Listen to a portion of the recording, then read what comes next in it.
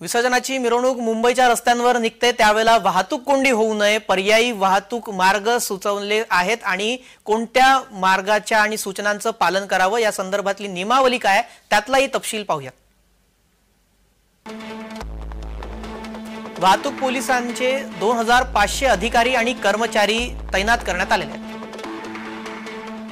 मुंबईमध्ये विसर्जन मिरवणुकीवेळी पर्यायी मार्ग वापरण्याचे आवाहन पोलिसांच्या वतीने करण्यात आलेले आहे। सागरी किनारा मार्ग, पूर्व द्रुतगती मार्ग आणि अटल सेतूचा वापर करावा अशा सूचना देण्यात आलेल्या आहेत।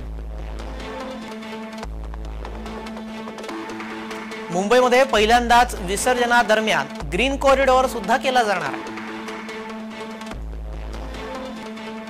आपत्कालीन स्थितीमध्ये अडचण टाळण्यासाठी हा निर्णय घेण्यात आलेला आहे आणि ग्रीन कॉरिडॉर उभारला जाणार आहे। सोबतच पूर्व पश्चिम जाण्यासाठी मुंबई विमानतळावर जाण्यासाठी ग्रीन कॉरिडॉर वापरा असं आवाहन करण्यात आलंय।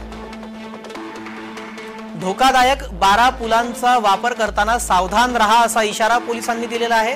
या 12 धोकादायक पुलांची यादी आधीच जाहीर करण्यात आलेली आहे। नंतर धोकादायक पुलावरून जर मिरवणूक काढणार असाल तर तिथं गर्दी टाळावी असंही आवाहन करण्यात आलंय।